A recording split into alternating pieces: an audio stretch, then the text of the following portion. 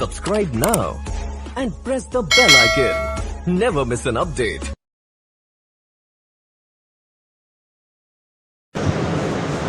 امام کی سیرت کی طرف اشارہ کروں. ایک حدیث امام سے تبرکن، کیونکہ امام کا دن ہے، امام کے کلمات ہم سب کو رسول کی حدیث کے مطابق دو ہی چیزیں ہیں ہمارے پاس، ایک قرآن، دوسرا اہل بیت.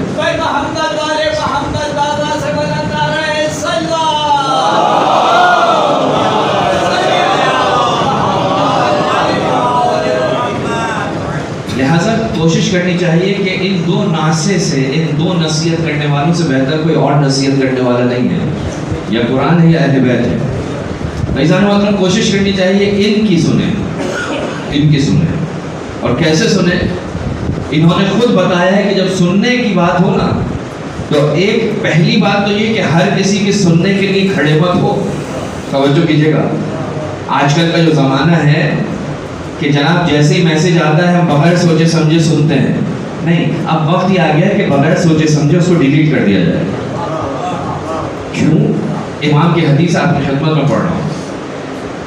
قرآن بھی آپ کو یہ دعوت دیتا ہے اور ائمہ معصومین بھی اسی طرف آپ کی رہنمائی کرتے ہیں کہ ہر کسی کی چیز کو سننا نہیں چاہیے، اور اگر کوئی سننا چاہتا بھی ہے تو پہلے وہ اپنے آپ کو چیک کرے کہ وہ اس قابل ہے کہ اس کی سننے کے بعد اس کے تحت اثر واقع نہیں ہوگا.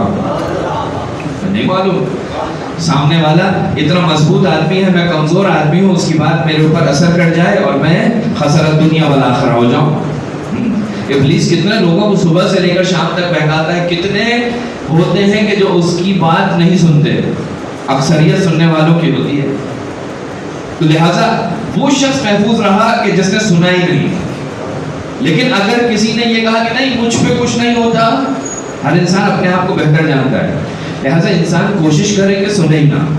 اگر سننے کی طاقت ہے، اس کو برداشت کرنے کی، اس کے اندر غور و فکر کرنے کی، اس میں اچھا اور برا سمجھنے کی، تو انسان سنے، ورنہ سننے سے گریز کرنا بہتر ہے انسان کے لیے. امام فرماتے ہیں کہ من اصغى الى ناطق فقد عبده،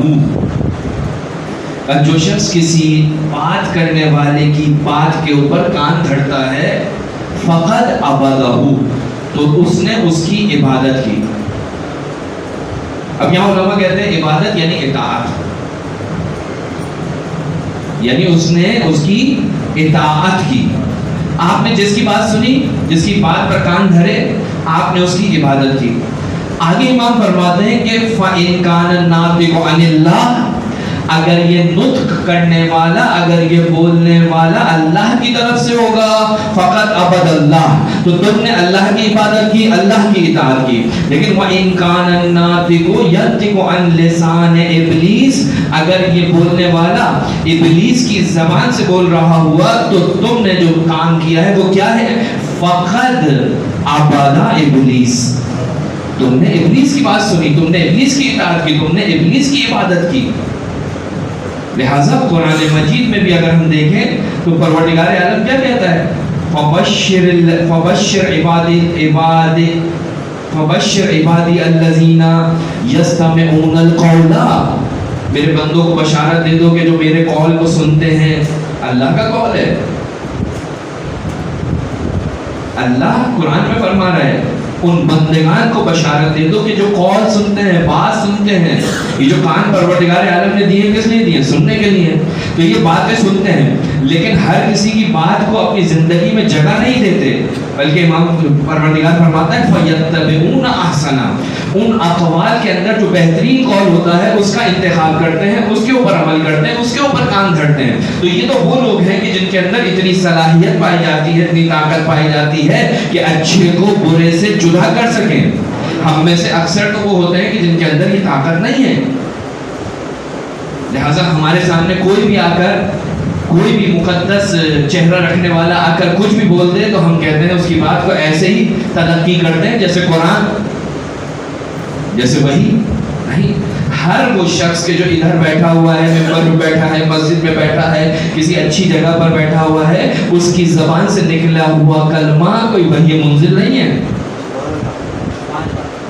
لہٰذا قرآن مجید یہ کہہ رہا ہے فَيَتَّبِعُونَ أَحْسَنَ، ہر چیز کو سننے کے بعد اس کے اوپر عمل نہیں کرتے بلکہ اتباع اس کی کرتے ہیں جو احسن ہوتا ہے. بس امام بھی یہاں پر اس قول کے اندر, اس روایت کے اندر یہ سمجھانے کی کوشش کر رہے ہیں کہ دیکھو اگر تمہارے اندر اتنی طاقت ہے کہ تحقیق کر سکو تو کوئی بات نہیں, لیکن اگر تحقیق کرنے کی طاقت نہیں ہے تو تم اس کے اوپر کان مت دھرو, احتیاط کرو, نہیں سنو. من اصغى الى ناطق, کسی بھی بولنے والے کی بات پہ کان دھرنا یعنی اس کی اطاعت کرنا, اس کی عبادت کرنا. انسان اس کا اسپوک مین ہو جاتا ہے, اسی کی بات کو پھر آگے بڑھا رہا ہوتا ہے. لہذا احتیاط کی ضرورت ہے, خاص طور پہ آج کے زمانے میں کہ حق کو باطل سے تشخیص دینا بہت مشکل ہے. لہذا اگر تحقیق کرنے کی ہمت ہے تو سنیں, اور اگر تحقیق کرنے کی ہمت اور طاقت نہیں ہے, میں خود اپنے آپ کو جانتا ہوں کہ میں اس بارے میں کوئی رائے دینے کی صلاحیت رکھتا ہوں, اس قابل ہوں کہ میں اس بات کا سامنا کر سکوں گا. لہٰذا ہمارے علماء کیا کہتے ہیں, کہتے ہیں ہر قسم کی کتاب کو پڑھنے کی اجازت نہیں دیتے. کچھ کتابیں ہیں کہ جن کو کہا جاتا ہے کتب ضالہ, کہ جن کو پڑھنے کے بعد انسان گمراہ ہو جاتا ہے. اسی طرح سے کچھ قول بھی ایسے ہوتے ہیں کہ جن کو سننے کے بعد انسان گمراہ ہو جاتا ہے.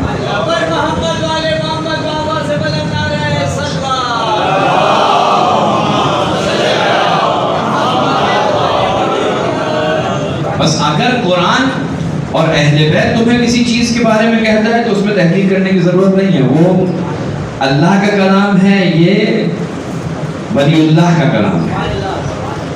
یہ قرآن ناطق ہے, وہ قرآن صامت ہے, اس میں تحقیق کی ضرورت نہیں ہے. اس کے اندر تو تحقیق کی گنجائش ہی نہیں ہے. وہ تو جیسا آیا ہے ویسے ہی تم نے کرنا ہے. جب قرآن تمہارے سامنے تلاوت کیا جائے تو تمہاری کیا ذمہ داری ہے, فاستمعوا, اس کو غور سے سنو, اس پر عمل کرو. اہل بیت کی گفتگو ہو رہی ہے تو اس کو سنو. اہل بیت کا کلام اگر صحیح کلام تمہارے سامنے پڑھا جا رہا ہے تو اس کو سنو, اس پر عمل کرو. یہ تمہاری ذمہ داری ہے. تو یہ امام کی آج کی اس مجلس میں امام کا ایک دیا ہوا تحفہ کہ ہر کسی کی سن کر اس کے اوپر عمل کرنے کی کوشش نہیں کرے. سب سے پہلا تو کہ ہر کسی کی سننے کی ضرورت ہی نہیں ہے, اور اگر انسان اپنے آپ کو سمجھتا ہے کہ وہ اس قابل ہے, اتنی اس کے اندر صلاحیت ہے, قابلیت ہے, علم ہے کہ وہ صحیح کو باطل سے تشخیص دے سکتا ہے تو سنے, وگرنہ انسان اس کا بندہ ہو جائے گا, اس کا اطاعت گزار ہو جائے گا. ایک مرتبہ مل کے سلوات کریں.